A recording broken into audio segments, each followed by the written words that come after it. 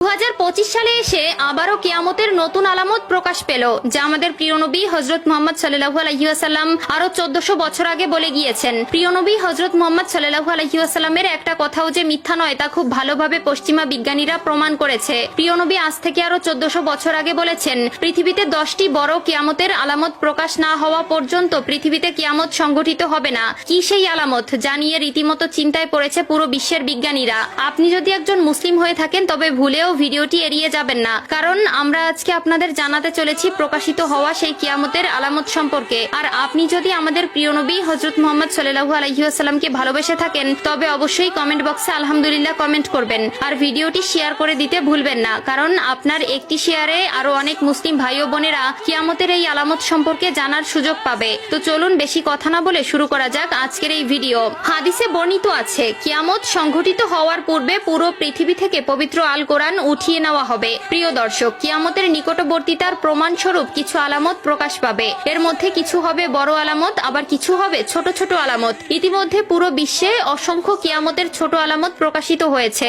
যেমন হাদিসে বর্ণিত আছে, আরবের বেদুইনরা অর্ধ উলঙ্গ অবস্থায় থাকবে, তবে তারা বড় বড় দালান কোঠা নির্মাণের প্রতিযোগিতায় নেমে পড়বে, এমনকি তাদের পায়ে জুতাও থাকবে না। বর্তমানে 2025 সালে কিয়ামতের নতুন যে আলামত প্রকাশ পেয়েছে তা হলো কিয়ামতের আগে পবিত্র আল কোরআন থেকে সকল অক্ষর উঠিয়ে নেওয়া হবে। ইতিমধ্যে এমনই কিছু তথ্য প্রকাশ পেয়েছে। আজ থেকে প্রায় 1400 বছর আগে মহান আল্লাহ তাআলা হযরত মুহাম্মদ সাল্লাল্লাহু আলাইহি ওয়াসাল্লামের উপর কোরআন নাজিল করেন এবং আল্লাহ তাআলা ঘোষণা দেন কিয়ামতের আগ পর্যন্ত তিনি নিজেই তা সংরক্ষণ করবেন। আল্লাহ তাআলা পবিত্র আল কোরআনের মধ্যে বলেছেন, নিশ্চয়ই আমি কোরআন অবতীর্ণ করেছি এবং আমি এর সংরক্ষক। সূরা আল হিজর আয়াত নম্বর 9। কিন্তু এমন এক সময় আসবে যখন মানুষ কোরআন ভুলে যাবে। পৃথিবীতে এমন কেউ থাকবে না যে কোরআন স্মরণ করবে। তখন আল্লাহ তাআলা এই পৃথিবী থেকে কোরআন তুলে নিবেন। এরপর ইসরাফিল আলাইহিস সালাম সিংহায় ফুঁক দিবেন এবং এই মহাবিশ্ব ধ্বংস হয়ে যাবে। রাসূলুল্লাহ সাল্লাল্লাহু আলাইহি ওয়াসাল্লাম বলেছেন, রাতের অন্ধকারে কোরআন মানুষের বুক থেকে উঠিয়ে নেওয়া হবে, এমনকি মুসহাফের একটি আয়াতও পৃথিবীতে অবশিষ্ট থাকবে না। ইবনে মাজাহ হাদিস নম্বর 4050। কিয়ামতের আগে পৃথিবীতে কোনো মুমিন ব্যক্তি থাকবে না। কিয়ামত আসবে পৃথিবীর সবচেয়ে নিকৃষ্ট মানুষদের উপর।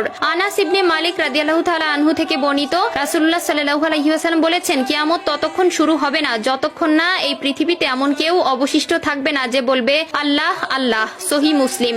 অর্থাৎ কিয়ামতের আগে সকল মুসলিম মারা যাবে। আবু হুরায়রা রাদিয়াল্লাহু তাআলা আনহু থেকে বর্ণিত, রাসূলুল্লাহ সাল্লাল্লাহু আলাইহি ওয়াসাল্লাম বলেছেন, আল্লাহ তাআলা ইয়েমেন থেকে একটি মৃদু বাতাস প্রবাহিত করবেন যা রেশমের মতো মসৃণ হবে। যার অন্তরে এক বিন্দু পরিমাণেও ঈমান থাকবে সে সেই বাতাসে শান্তির মৃত্যুবরণ করবে। সহিহ মুসলিম। এরপর আল্লাহ তাআলা কোরআন পৃথিবী থেকে উঠিয়ে নিবেন এবং মানুষের অন্তর থেকে পৃথিবীর সব মুদ্রিত কোরআনের পাতা থেকে সব অক্ষর উঠে যাবে। যারা একসময় কোরআনের সূরা বা কিছু অংশ জানতো কিন্তু তারা ঈমানদার ছিল না, তাদের অন্তর থেকেও সব মুছে যাবে।